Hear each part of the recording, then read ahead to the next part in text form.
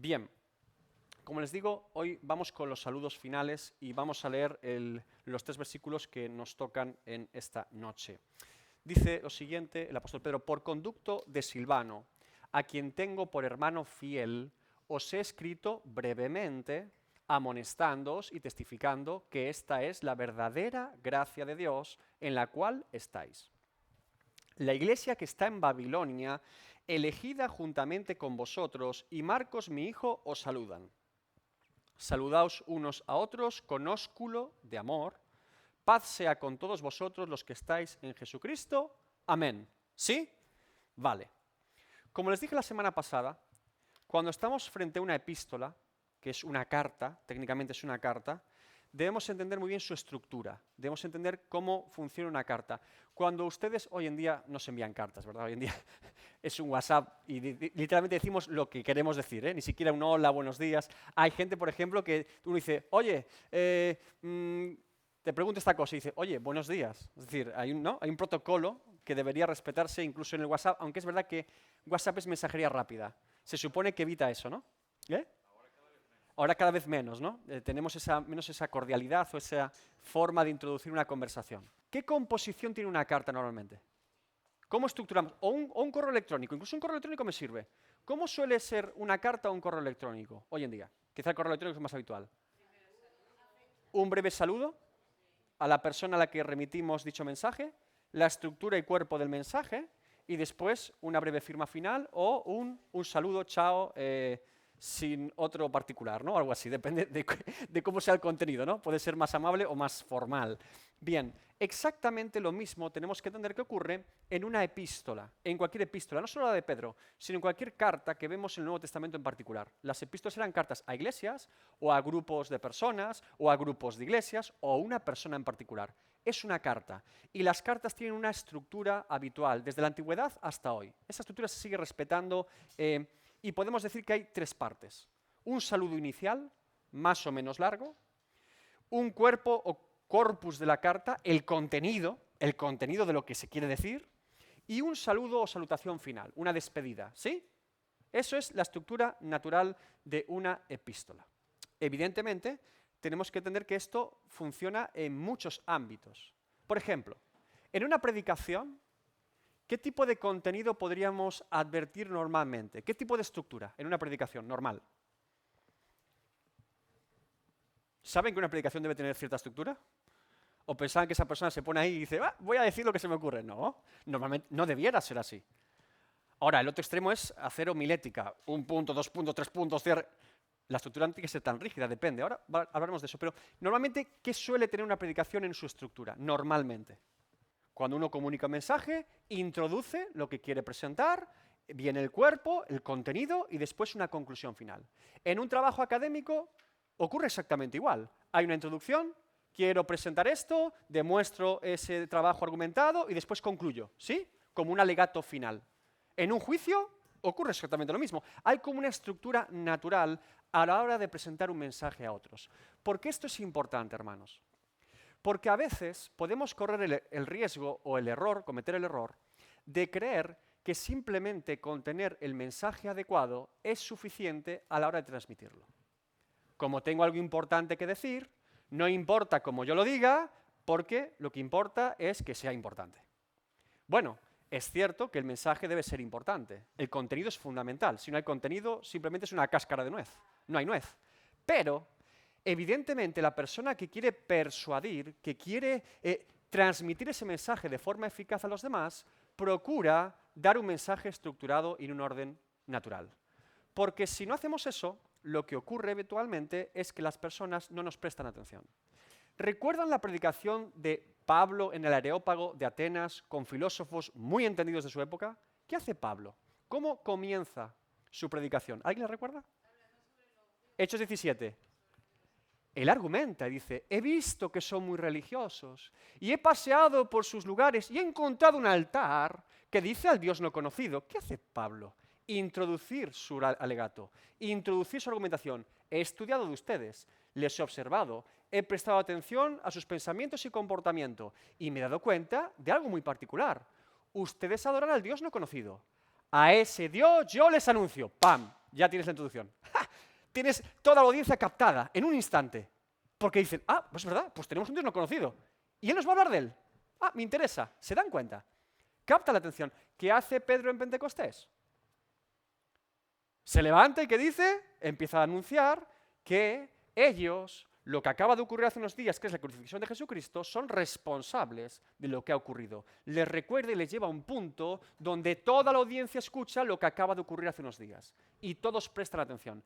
Claro, esto no debe interrumpir, evidentemente, la obra del Espíritu Santo. Uno puede ser un gran expositor, un gran comunicador, que si Dios no está con él, eso es palabra muerta.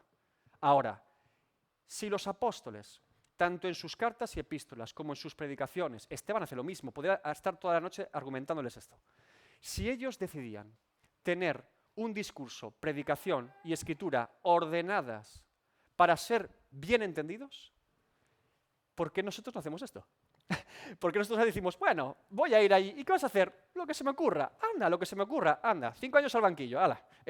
No podemos hacer estas cosas. ¿Por qué una persona debería tomarse en serio lo que nosotros le vamos a compartir si nosotros no nos hemos tomado en serio cómo se lo vamos a comunicar? Es una falta de respeto a la propia audiencia. ¡Ay, es que no se enteran! Es que a lo mejor no hace falta complicarse tanto, David, somos gente muy sencilla. Yo le trato a usted como si usted fuese, no sé, el rey de España. Como si fuese usted académico universitario de 5º grado en doctorado. Yo no hago prejuicios sobre las personas. Le predico igual a un campesino que a un filósofo. ¿Cuál es el problema?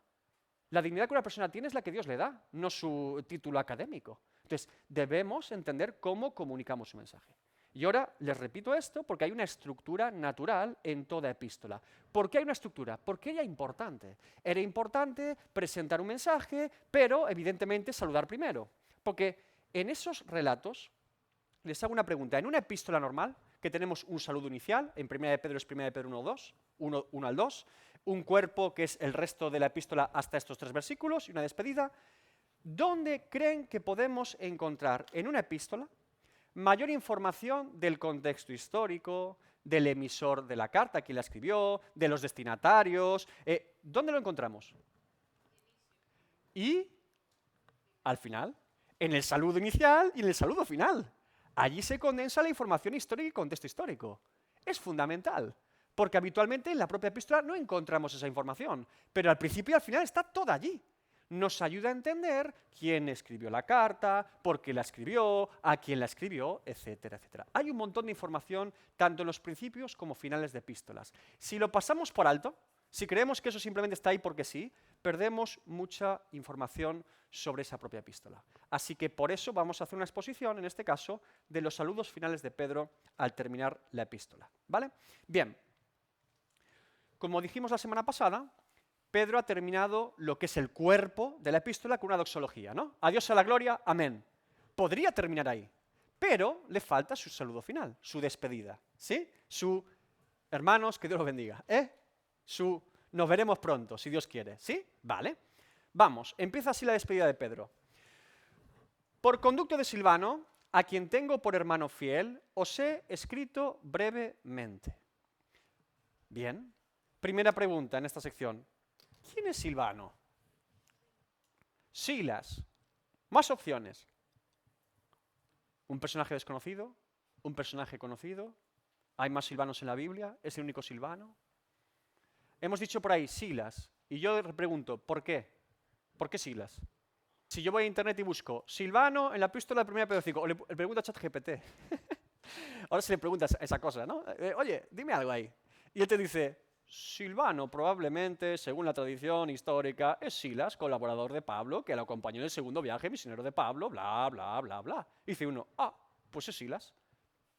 Bueno, dígamelo bíblicamente, demuéstremelo. A mí no me interesa lo que diga ChatGPT. Puede tener razón o no. Hay 2 opciones muy sencillas con Silvano. Que es Silas o que no es Silas, ¿verdad? Solo hay 2 opciones posibles. ¿Cómo podemos esclarecer este asunto bíblicamente y sabiendo que, bueno, hay que demostrarlo? Porque si es Silas, ¿qué argumentos tenemos a favor? Y si no es Silas, ¿qué argumentos tenemos a favor? A mí me siente curiosidad por conducto de Silvano. ¿Quién es esta persona, verdad? Bien. Fíjense. La única persona en las Escrituras, Nuevo Testamento, que aparece con ese mismo nombre, Silvano, es el colaborador de Pablo en el segundo viaje misionero, al que también se le menciona como Silas. ¿De acuerdo? Bien. Y puesto que Pedro está escribiendo a iglesias en Asia Menor, que fue donde hizo la misión en el segundo viaje misionero Silas junto a Pablo, pudiera ser que es una persona reconocida para esas iglesias. Porque recordemos que al mencionar Silvano, no solamente Pedro sabe quién es Silvano, se entiende que los receptores de la carta saben quién es Silvano. Para ellos tampoco es un desconocido. Para Pedro no lo es, para ellos no lo es, para nosotros por ahora podría ser un desconocido. Pero tanto para el emisor como para el receptor saben ambos quién es Silvano. Ahora tenemos a Silas o Silvano, colaborador de Pablo, que estuvo en la zona de Asia Menor haciendo misión con Pablo.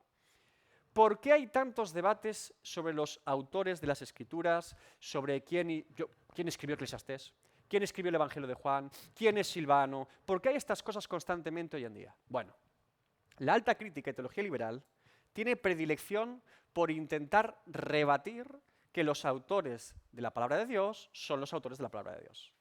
Y el motivo principal es que en algunas epístolas o en algunos libros de la Biblia no dice expresamente yo soy Juan y escribo el Evangelio de Juan. Porque si usted va al Evangelio de Juan, el autor no dice hola, soy Juan, saludos a... Lucas lo hace con Teófilo, ¿verdad? Mi querido Teófilo, pero tampoco dice que es Lucas. Es que es interesante. Entonces, no siempre el autor dice quién es. ¿Quién es escritor de Hebreos? Es un misterio. Apolos, probablemente. Tengo un trabajo sobre por qué es Apolos, pero es una hipótesis. No dice, soy Apolos, soy Pablo, escribo. No siempre ocurre así. No solamente tenemos que entender que esto ocurre en la Biblia, sino por qué asumimos que son unos u otros autores si no está en la Biblia, si no está dentro de la escritura bíblica claramente. ¿Cuál es la especulación? Bien, si no podemos acudir a la Biblia para esclarecer quién es un autor, lo más natural sería acudir a la historia, particularmente a la historia más reciente de esos escritos. ¿Quiénes nos dicen habitualmente quiénes son los autores de los libros que no conocemos? Los padres de la Iglesia. Para mí es mucho más importante que Policarpo de Esmirna, discípulo de Juan, que fue una persona que estuvo mentoreada por el apóstol Juan, diga que el Evangelio es de Juan, que lo diga un teólogo liberal en el siglo XXI, que no lo es. Porque ese hombre está a 2100 años prácticamente de diferencia, o 2000 años, y el otro está a 10. Hombre, el testimonio de Policarpo de Esmirna, desde luego, para mí es mucho más importante que ese teólogo liberal. Claro, ahí está el punto. Entonces, tenemos que ser coherentes históricamente. ¿De dónde podemos concluir que Silas es este Silvano? Bien, ¿qué sabemos de Silas? ¿Alguien recuerda a Silas? Vamos a hacer una trazabilidad entre Silas, colaborador de Pablo, y este supuesto Silvano. ¿Quién era Silas? Ah, ¿qué es Hechos 15? ¿Qué pasa en Hechos 15? Venga, ¿el concilio de qué? De Jerusalén. Dilo, Susana, ¿qué pone ahí de Silas? Fíjense, Silas aparece por primera vez en ese texto bíblico. Silas es alguien importante en la iglesia de Jerusalén, que cuando hay un conflicto con la iglesia de Antioquía de gentiles sobre qué deben hacer o qué deben hacer los gentiles para practicar la fe cristiana, recuerde que los fariseos se habían dicho, hay que circuncidarse, y no pongamos semejante carga a los gentiles. Hay un concilio, un conflicto se resuelve en un concilio de iglesias. Allí se reúnen los pastores y ancianos de la iglesia de Jerusalén, y primero habla Pedro, apóstol en la iglesia, después Pablo y Bernabé dan reporte de lo ocurrido en los gentiles en Antioquía y cierra el pastor de la iglesia Santiago. Y la conclusión es, no vamos a imponer semejante carga de circuncisión a los gentiles. Vamos a enviar una carta en la que cumplan ciertos requisitos, ¿sí? ¿Quién va a llevar la carta de parte de Jerusalén? No la va a llevar Pablo y Bernabé, que son pastores en Antioquía, porque podría ser sospechoso. Dirían, bueno, se han inventado esta carta y nos quedamos tan tranquilos. No, no, no, no. Tiene que ser alguien de la iglesia de Jerusalén. Silas y Judas llamado Barsabás. Ahí empieza este hombre. Ahora, de Silas sabemos que después de ese Hechos 15 llega Hechos 16. Y en Antioquía se encomienda a Pablo para ese segundo viaje misionero. ¿Y quién acompaña a Pablo? No lo acompaña Bernabé y no lo acompaña Marcos porque hay una disputa entre Pablo y Bernabé sobre si llevar a Marcos o no. Porque Marcos los abandonó y se quedó en Chipre, ¿recuerdan? Ahora Pablo se separa de Bernabé y no tiene compañero de viaje. ¿Quién lo acompaña? Silas. Silas es el compañero que sustituye a Pablo en lugar de Bernabé en su segundo viaje misionero. Y ahora tenemos a un hombre llamado Silas que es un hombre colaborador de Pablo en su segundo viaje misionero. ¿A qué lugares viajó Pablo en su segundo viaje misionero? Tenemos la iglesia de Filipenses, tenemos la iglesia de Tesalonicenses, tenemos la iglesia de Corintios. Es un viaje muy productivo donde se fundan nuevas iglesias. Y ahora, sabiendo eso, tenemos a un tal Silas que ha estado en esas tres iglesias, y fíjense cómo comienza la segunda carta a los Corintios 1:19. Perdón.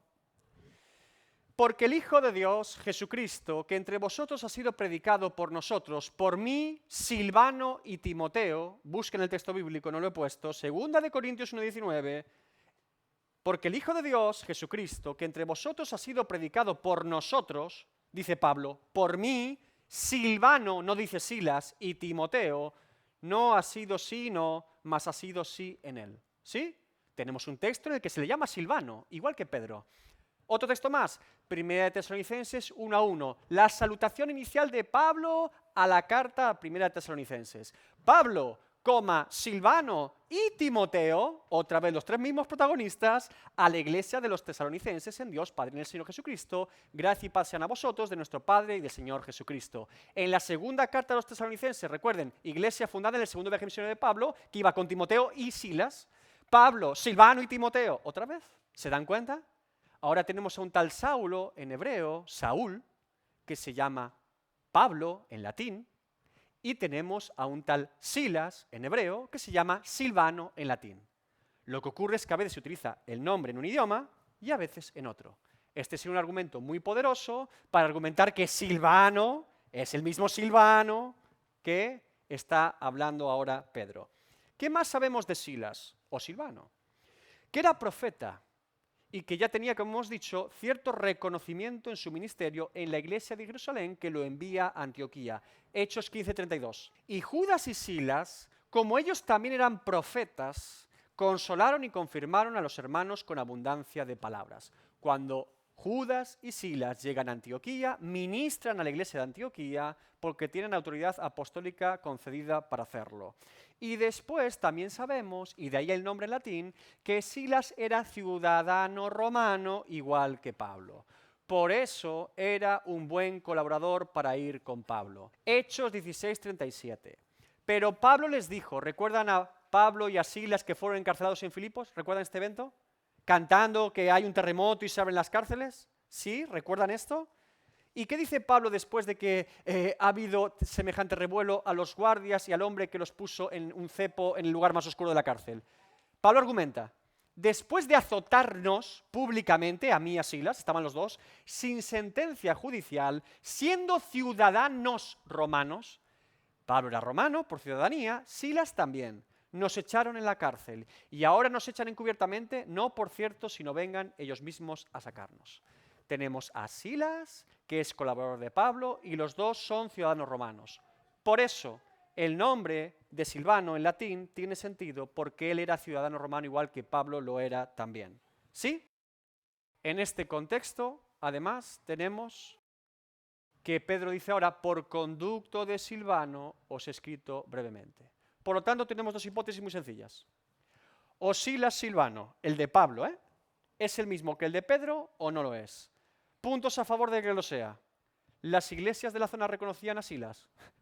Les había ministrado, había ido en un segundo viaje misionero, había fundado iglesias allí. Sí. Si no es él, hay otro Silvano de repente que aparece en 1 de Pedro que no sabemos quién es. Bueno, sería una hipótesis para mí más rocambolesca. ¿Qué es un conducto? ¿Qué es este conducto de Silvano? Dice, por conducto de Silvano. ¿Qué significa esto? ¿Que lo lleva? Bien. Hay tres opciones. Que Silas era quien lleva la carta a las iglesias. Conducto es, lo lleva. ¡Hola! La carta de Pedro. ¡Oh, qué maravilla! 2. Que Silas fue el amanuense de Pedro. El conducto es el escritor. ¿Recuerdan la carta a los romanos de Pablo? ¿Quién escribió la carta? ¿Quién la escribió? Sabemos quién la dijo, quién es el autor, Pablo. ¿Pero quién la escribió? Tercio.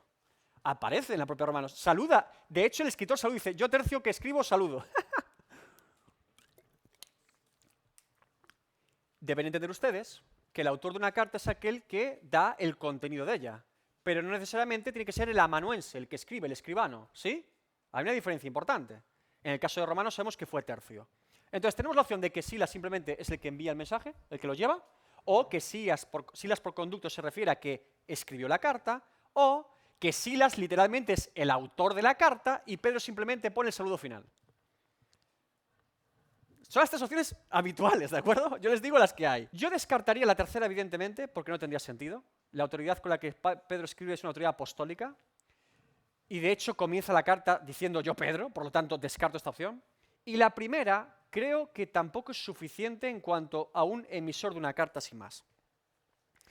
Yo creo, en este caso, lo más natural para mí es que por conducto de Silvano es que Silas escribió la carta que Pedro estaba lanzando o redactando o hablando a Silas.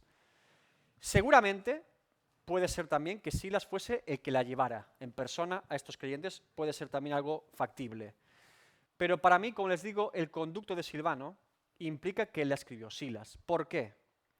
El motivo principal por el que argumentamos, o yo al menos argumento y otros comentaristas bíblicos lo hacen, de por qué Silas es el amanuense de la carta, es porque si usted compara el griego de primera de Pedro y el griego de segunda de Pedro, o son dos autores diferentes o son dos escribanos diferentes. Porque el vocabulario, orden y contenido de la primera carta de Pedro, no en cuanto a su contenido de lo que es lo que está diciendo, sino cuanto a su estructura y forma, lo que es la forma de escribir, de primero y segundo, no tiene nada que ver.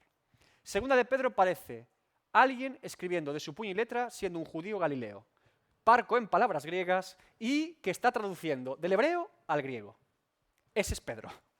Pero primera de Pedro tenemos un vocabulario mucho más rico, mucho más ordenado, mucho más paulino, diría yo, y con un conocimiento de la lengua original mucho más profunda. Y tiene sentido entonces que pueda ser un escribano que conozca el griego como Silas. ¿Me están entendiendo el argumento? Bien, ese es el argumento por el que creemos, o se cree, que Silas fue el escribano de dicha carta. Recuerden que Silas llegó a ser una persona importante en la iglesia primitiva. Como cofundador y como colaborador de Pablo, estuvo en muchas iglesias, fue recibido por muchas iglesias, y la tradición histórica lo ubica como pastor de Corinto o pastor de Tesalónica en ciertos momentos de su ministerio. ¿Cuál es la alternativa, como hemos dicho, a que este Silvano no sea Silas? Pues que no lo sea. Hay una tradición más moderna en el tiempo, más lejana en el tiempo, que argumenta que Silas y Silvano son dos personas diferentes. Una, Silas, fue el pastor de Corinto, y la otra, este tal Silvano, fue el pastor de Tesalónica. Dos personas diferentes. ¿Qué sentido tiene esto históricamente a la luz de los escritos bíblicos? Para mí, no demasiado. Porque si sabemos que Silas fue colaborador de Pablo y estuvo en Corinto y Tesalónica, parece más razonable que sea la misma persona y no duplicarla en dos. ¿Sí? Bien. ¿Por qué se le llama a veces Silvano y por qué a veces se le llama Silas? ¿Por qué a veces a Pedro se le llama Pedro y a veces se le llama Cefas o Simón? ¿Por la traducción? Y fíjense, en el caso de Silas y Pablo es algo muy curioso, probablemente para no confundirlos. Les explico por qué. El nombre de Pablo en hebreo es Saúl, Saulo, es Saúl. Saúl es el típico nombre que se le pone a un niño benjamita. El único rey benjamita de la historia de Israel, ¿saben quién era? Saúl. No había más reyes de la historia de Benjamín. Entonces, tú eras benjamita, tienes un hijo, varón, Saúl. Bien. Había tantos Saúles en la época que todos se llamaban Saúl, incluido Pablo. ¿Saben qué significa Silas? Pequeño Saúl. Es un diminutivo de Saulo. Así que Saulo y Silas en hebreo son casi el mismo nombre. Y probablemente, para no confundirlo, en la latinización de cada uno, Pablo, Silvano, se diferencian mucho más fácil. Así que Silas y Saulo eran casi... Silas, Saulo, ¿quién es? El pequeño Saulo. Y salía Silas. Esto es graciosísimo. Piensen en la pareja, por favor. Pablo y el pequeño Pablo. Parecen Silas y Pablo, ¿verdad? Entonces, por eso probablemente se utilicen ambos nombres. Así que tenemos una respuesta, un argumento más de por qué creemos que es Silas, colaborador de Pablo, este tal Silvano, y también les he argumentado por qué se puede sostener que fuese el amanuense o escribano de primera de Pedro. ¿Sí? Argumentos. Concluyentes Para algunos más, para otros menos, pero al menos tiene argumentos bíblicos, textos donde se puede demostrar de alguna forma que este Silvano puede ser Silas y viceversa. Aclarado este asunto, dice Pedro, escrito brevemente. ¿Qué significa este escrito brevemente? ¿Qué dice un autor cuando dice, os he escrito brevemente? En la sección primera terminaba, ¿no? Dice, por conducto de Silvano os he escrito brevemente. ¿Qué significa? Que querría decir más cosas, que ha condensado el mensaje. ¿Se dan cuenta que después de todo este año revisando Primera de Pedro les he dicho que en muy pocas palabras dice un montón de cosas? Que el autor ha condensado, ha concentrado todo un mensaje que podría ser muchísimo más largo en menos palabras. Y ahora demuestra que os he escrito brevemente. Él no se ha explayado, ha ido pum, pum, pum, pum. Primera de Pedro es al grano.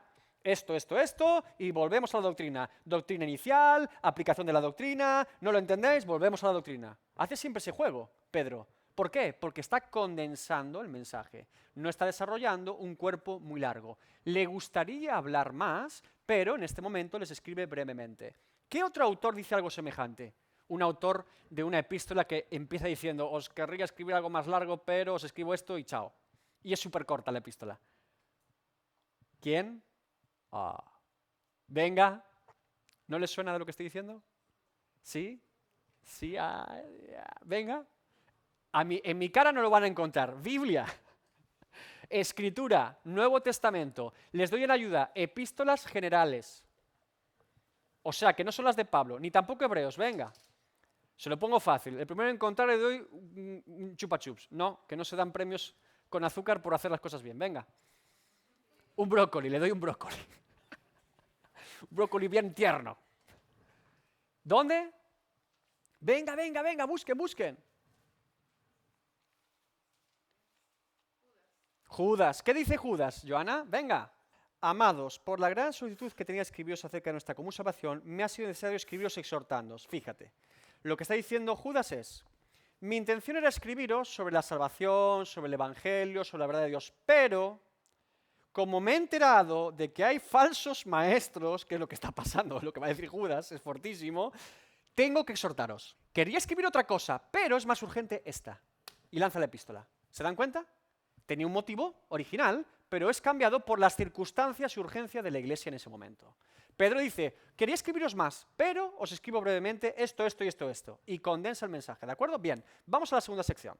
Amonestándoos y testificando que esta es la verdadera gracia de Dios en cual estáis. Ahora Pedro recuerda en su saludo final cuál es el motivo principal de su mensaje y carta a estos hermanos, que es testificar de la verdadera gracia de Dios. ¿Y cuál es la amonestación que les ha dado a estos hermanos sobre la verdadera gracia de Dios? ¿Cuál creen que es la amonestación? ¿En qué se resumiría Pedro?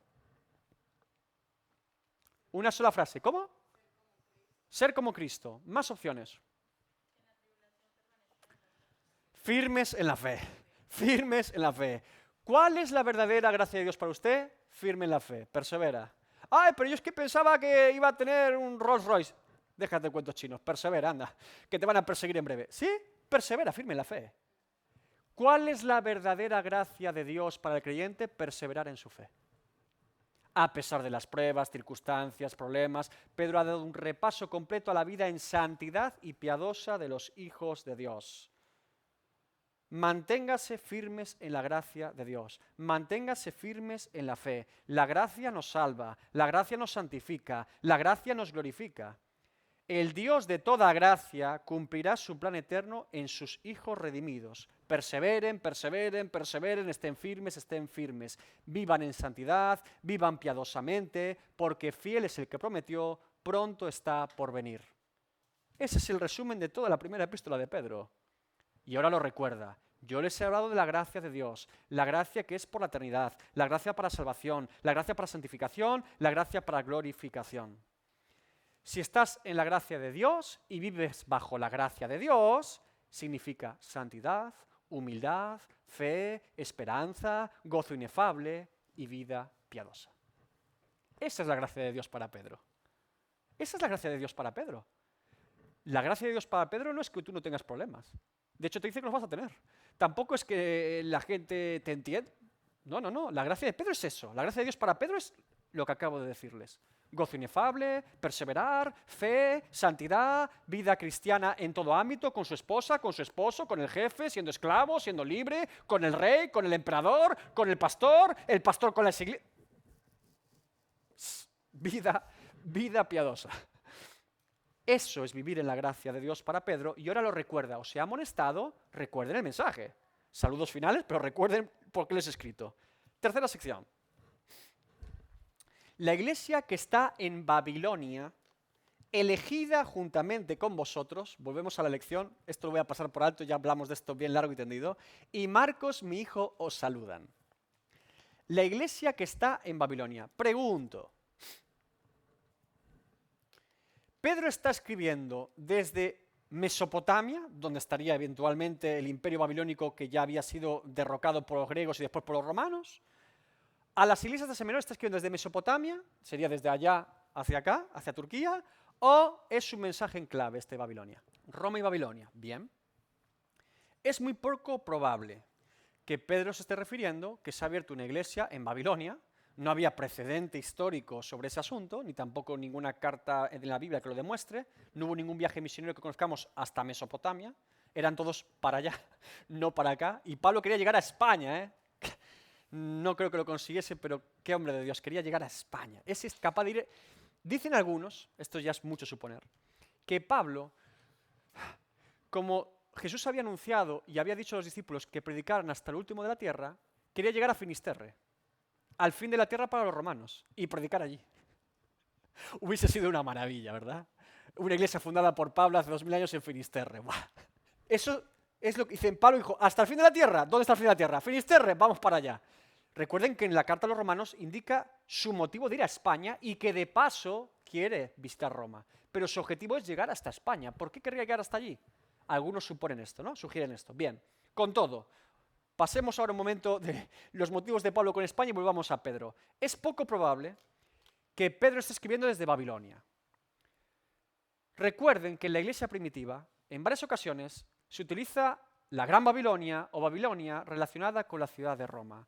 ¿Por qué esta asociación de Babilonia con Roma?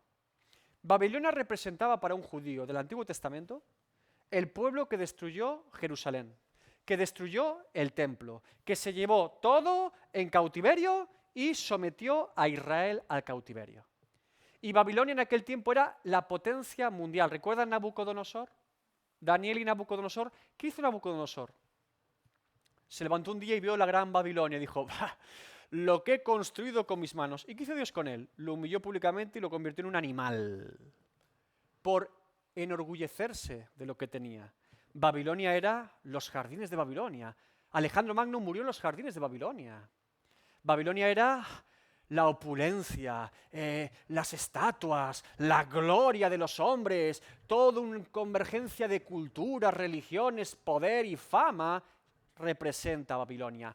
Por eso los creyentes del primer siglo decían que Babilonia, ¿quién era? Roma. Roma era la capital del mundo. Todos los caminos llevan a Roma, la capital comercial, la capital cultural, la capital política, la capital social. Roma era una locura en aquella época. Era como ir, no sé, hoy a Nueva York 100 veces. Roma era, Roma también era, Roma era la cuna de la idolatría, la cuna de la persecución a los creyentes, la cuna de la hostilidad al cristianismo. Roma era la Gran Babilonia. Por eso muchos asocian aquí que Pedro está diciendo, escribo desde Roma. Ahora, ¿por qué Pedro no dice, les escribo desde la iglesia en Roma? Sería más sencillo. ¿Por qué dice Babilonia? ¿Recuerdan Apocalipsis? ¿Qué hace Juan escribiendo desde Patmos? Hay muchas referencias a Babilonia. Y ningún comentarista que se preste en Apocalipsis argumentará que se refiere a Babilonia literal, sino a Roma de forma simbólica o literal, de alguna forma. O a la Roma de ese tiempo, o a Roma como el sistema mundial que gobierna todo, el sistema de Anticristo, ¿sí? Pero apunta directamente a la ciudad de Roma en aquel contexto, porque es lo que entendía el creyente del primer siglo. ¿Por qué Juan escribe Babilonia, Pedro escribe Babilonia y no Roma? Les explico el motivo principal. En aquella época los creyentes eran perseguidos. Había persecución.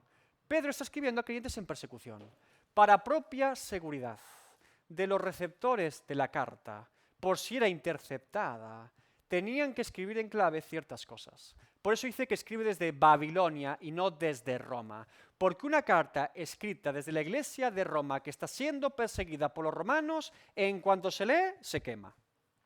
No llega al destino. Ahora, ¿una carta de quién? Un tal Pedro, no sé quién es. ¿De dónde? ¿De Babilonia? Bah, ¿qué me importa? ¿Me están entendiendo? Era un salvoconducto, hombre. Por eso tiene sentido que esté escrito, digo, desde Babilonia os escribe, la iglesia en Babilonia, la iglesia en Roma. Además, también sabemos que Pedro, según la tradición, fue muerto como mártir en Roma, crucificado boca abajo. Murió en Roma, Pedro, igual que Pablo. Así que la iglesia en Roma, en los últimos tiempos, para estos hombres de Dios, era el lugar donde ellos estaban para ministrar y para enviar cartas al resto de las iglesias. Segunda cuestión, entonces, aclarado el tema de Babilonia. ¿Quién es Marcos? Dice mi hijo Marcos. ¿Quién es? Pregunta, dice mi hijo Marcos. ¿Es literal? Sabemos que Pedro era casado. ¿Sabemos ahora quién es el hijo de Pedro? ¿Un tal Marcos? ¿Podría ser esto o sigue hablando en clave? Sigue hablando de una forma no natural, sino espiritual, en este caso, para con Marcos. Bueno, parece poco probable que Pedro esté aquí descubriendo por primera vez quién es su hijo, un tal Marcos. No parece muy probable porque no tenemos ningún contexto de nadie llamado Marcos, hijo de Pedro, que estos creyentes conociesen. Recuerden que el argumento principal de escribir un nombre para una carta es que los receptores saben quién es. Cuando Pablo dice, os saluda Timoteo, ellos sabían quién era Timoteo, si había sido su pastor muchas veces. O la persona que Pablo había llevado para enviar una carta. Os saluda Silvano, os saluda no sé quién, os saludan Priscila y Aquila.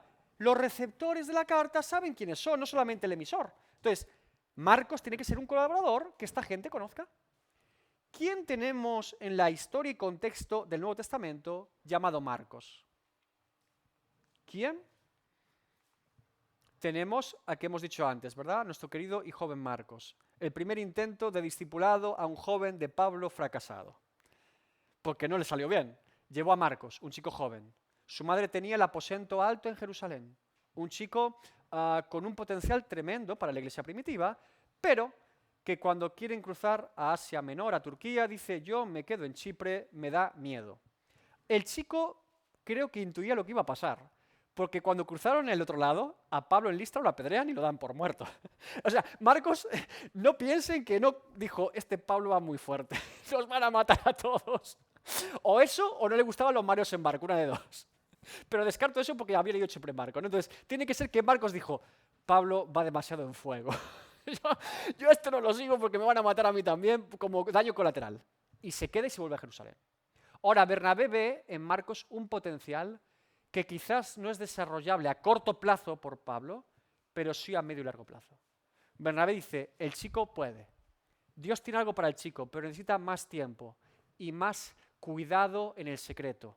No una exposición frontal a los peligros del Evangelio por ahora, necesita más formación, necesita más tiempo, es un chico de casa, es un chico que necesita un poquito más de trabajo. Y Bernabé se separa de Pablo y se lleva a Marcos a Chipre. Bernabé era natural de Chipre, era familiar de Marcos. Marcos está entre algodones. Si Marcos no crece en el Evangelio ahí, hay que descartarlo. Pero por la gracia de Dios que hay un Bernabé. Y por la gracia de Dios que hay un Pablo. Porque así como Pablo fracasa en su primer intento de formar a un chico joven, no fracasa en el segundo porque encuentra a Timoteo en su segundo viaje misionero. Y Timoteo sí que lo acompaña a Pablo. Y va con Silas y Timoteo, ¿sí? Les estoy explicando hechos de los apóstoles, hechos, muy importante hechos para entender todas estas cosas en el contexto. Ahora, tenemos a este Marcos que se separa de Pablo porque Pablo dice, no estás preparado. Yo voy a otras cosas. Yo voy a que nos maten. Y se queda con Bernabé. Y en ese espacio de tiempo, sabemos que Pablo más tarde dirá que le envíen a Marcos, que está preparado para el ministerio y que es un colaborador útil para él. Pablo reconoce más tarde que Marcos ya había sido formado de forma correcta. Y ese había sido Bernabé principalmente. Y Pedro. Pedro lo llama hijo. Es el mismo término que Pablo utiliza para Timoteo en 1 Timoteo 2.2 y en 2 Timoteo 2.2. Hijo, hijo, hijo espiritual de Pedro.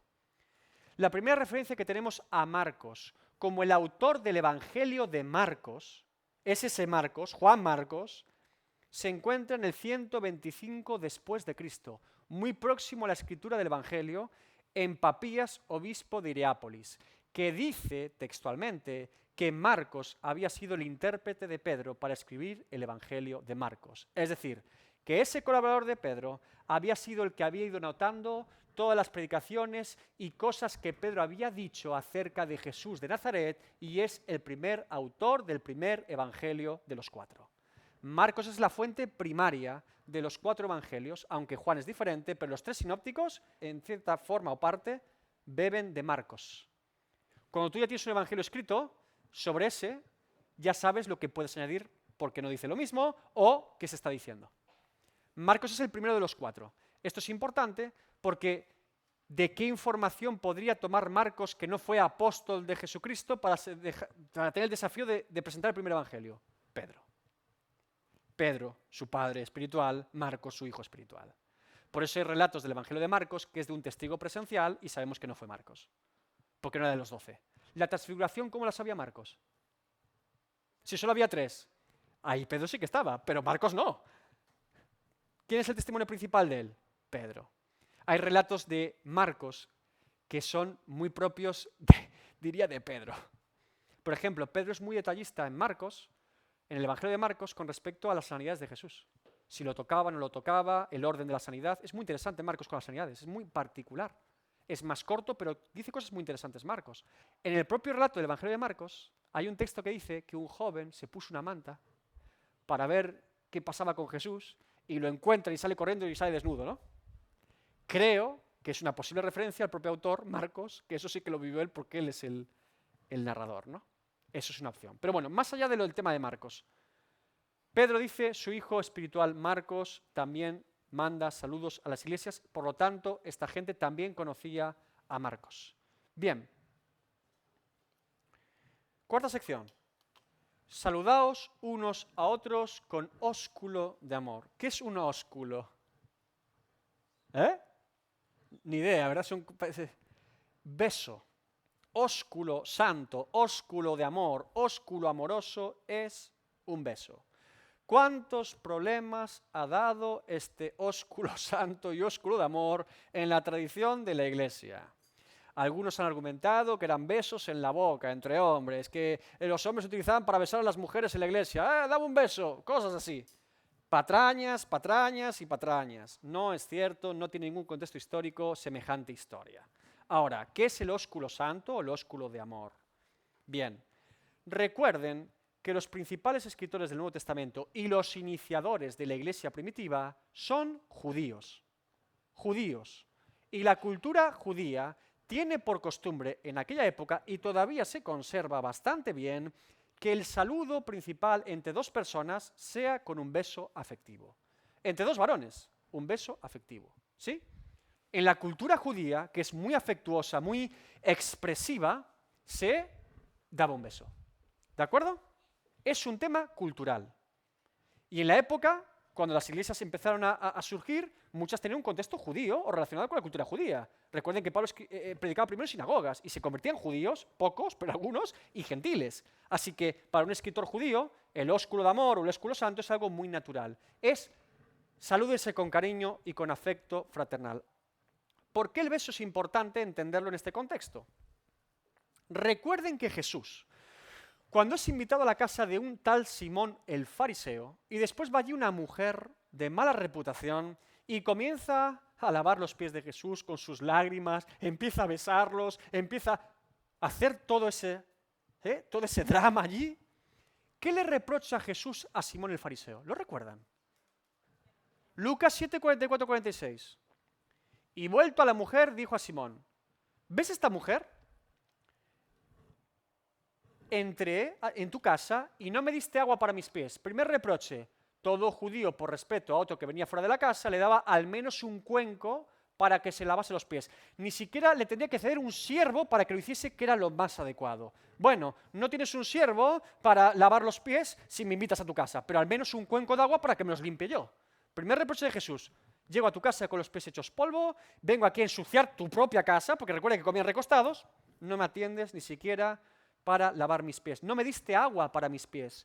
mas ésta ha regado mis pies con lágrimas y los ha enjugado con sus cabellos. No me diste beso, mas ésta, desde que entré, no ha cesado de besar mis pies. No ungiste mi cabeza con aceite, mas ésta ha ungido con perfume mis pies.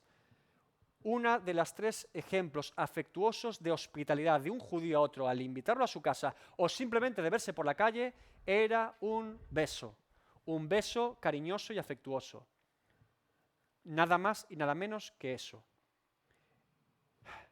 Judas entregó a Jesús con un beso.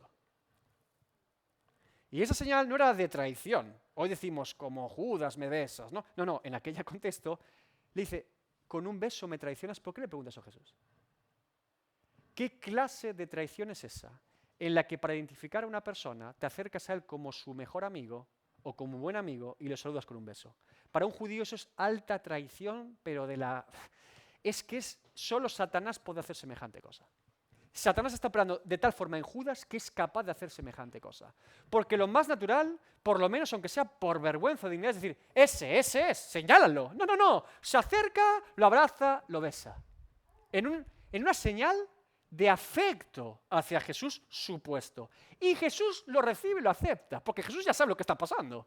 Y deja que lo haga. Esto es tremendo. Pablo, Hechos 20, es despedido de los pastores de Éfeso con muchos besos. Era algo muy natural en la época. El beso expresa cariño, afecto, compañerismo, fraternidad y amor entre los hermanos en la fe. Lo que hoy sería un abrazo, un Dios te bendiga, un saludo cariñoso, etc. Si nos quedamos con este ósculo santo en simplemente una exteriorización de un afecto cariñoso a los demás, eso, desde mi punto de vista, sirve para bien poco. Podemos abrazarnos todos los días, achucharnos con ositos de peluche. Le repito, Judas entregó a Jesús con un beso muy afectuoso. ¿De qué servirá un acto exterior que no dice nada de un corazón sincero ante esa persona? Yo sugiero entonces aplicar este ósculo santo y este ósculo de amor a algo mucho más espiritual. Que tengamos amor verdadero por nuestros hermanos, que oremos por ellos con amor fraternal, que nos preocupemos con ellos, que sepamos que son nuestros compañeros de milicia, que sea algo espiritual, que nos saludemos espiritualmente. ¿Cómo vas? En la batalla, gloria al Señor, vamos para allá. ¿Sí? Eso me interesa mucho más hoy en día que globos en la puerta, bienvenido, Dios te bendiga. Bueno, vamos a pinchar unos cuantos globos de una vez, ¿no? Lo importante es lo importante. Lo exterior, si no involucra lo interior, eso es religión muerta. ¿Sí? Así que apliquemos este ósculo de amor en este sentido. Bien. Por último, paz sea con todos vosotros. Los que estáis en Jesucristo, amén.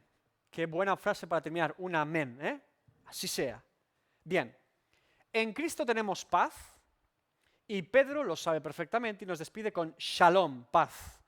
Por eso dice paz, que la paz esté en todos los que están en Cristo. Ahora una pregunta final para reflexión. ¿Qué creen que significa paz sea con todos vosotros los que estáis en Jesucristo? Les doy 2 opciones.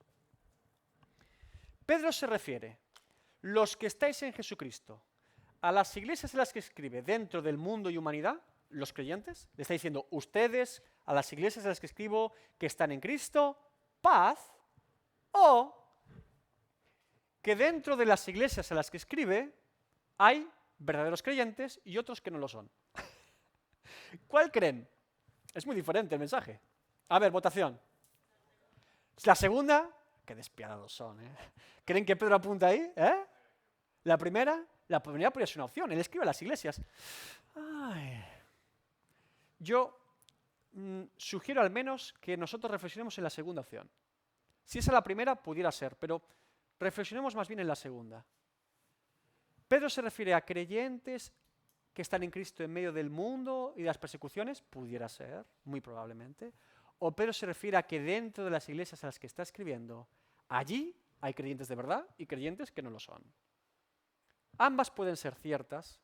No me inclino por ninguna de las dos de forma clara, pero sí me inclino para aplicar la segunda hoy. Fíjense, todos los que son, están, pero no todos los que están, son. ¿Entiende la frase? todo hijo de Dios y creyente se congrega en una iglesia local. Todos los que son están en una iglesia local. Una más grande, otra más pequeña, el pastor más majo, menos majo. Todos los que son están en una iglesia local. No dejes de congregaros como tienen algunos por costumbre. Puede ocurrir que en un evento de tu vida o algo particular uno se deje de congregar, pero de forma natural, tarde o temprano, el creyente necesita ser parte del cuerpo e integrarse de alguna forma. Es verdad que hoy en día, por la pandemia y por muchas cosas, a veces por traumas, a veces por un conflicto en una iglesia, a veces por vergüenza, por muchos motivos, hay periodos en el que, ¿sabes qué? Me miro 2 vídeos en YouTube el domingo y me quedo tranquilo en mi casa en pijama. Puede ocurrir, pero de forma coyuntural, por un problema particular, no de forma estructural.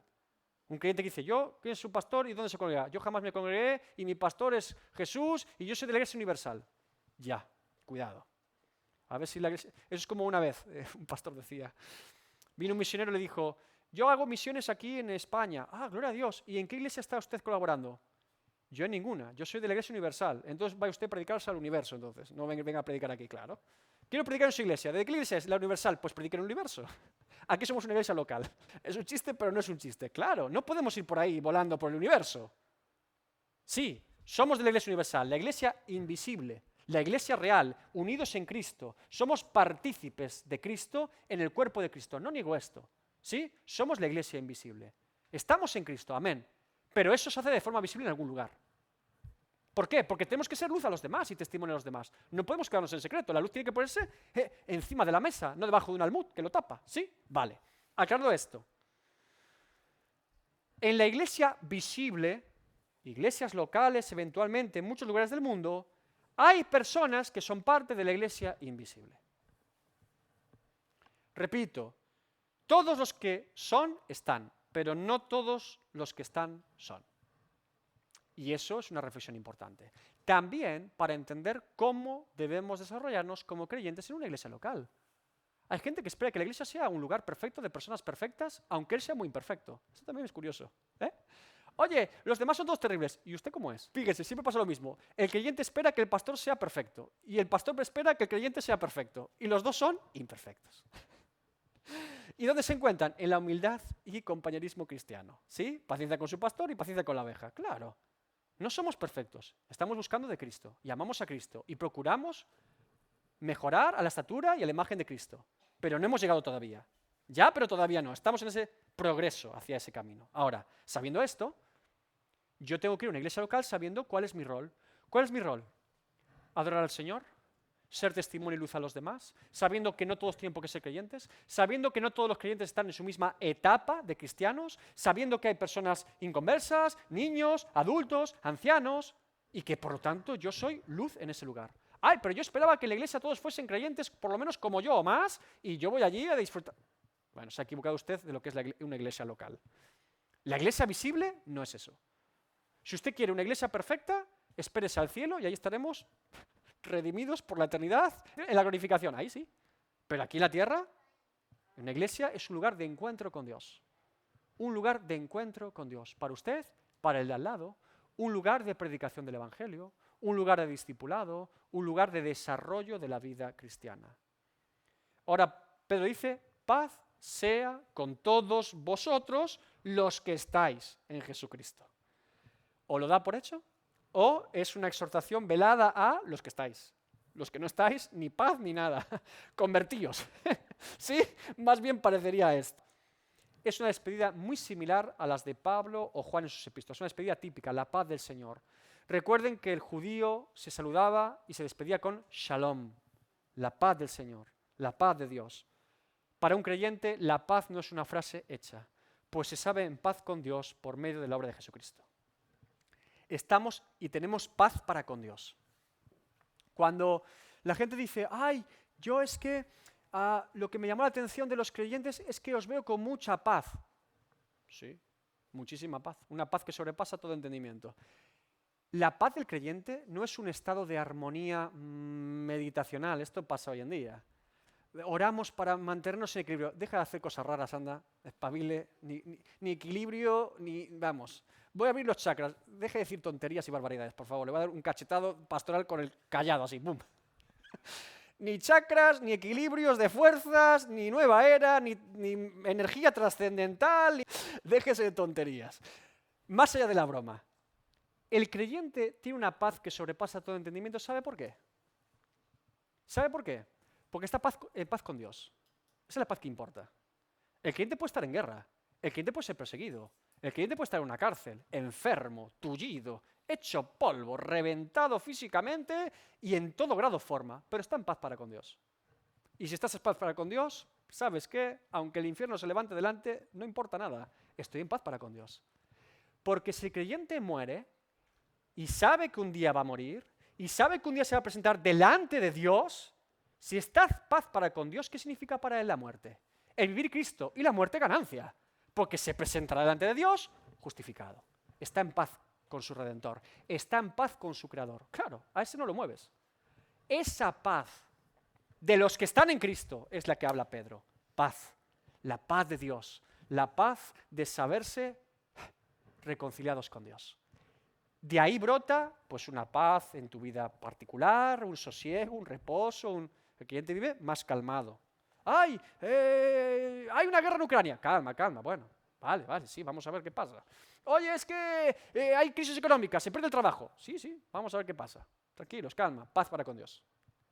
De esa sale lo demás. Es poco consistente, desde mi punto de vista, y termino ya, que un creyente viva tan nervioso, ocupado y preocupado de cosas temporales. Para mí no tiene sentido. Y yo lo he vivido en mi propia vida. Nunca he estado más calmado con cosas objetivamente mucho más terribles en mi vida en estos últimos tiempos que hasta que realmente he comprendido lo que implica la paz con Dios. Es que la paz con Dios es algo tremendo, oiga. La pagó Cristo en la cruz por mí. Esa paz para con Dios vale mucho más que una crisis económica, ¿eh? ¿Entienden esto?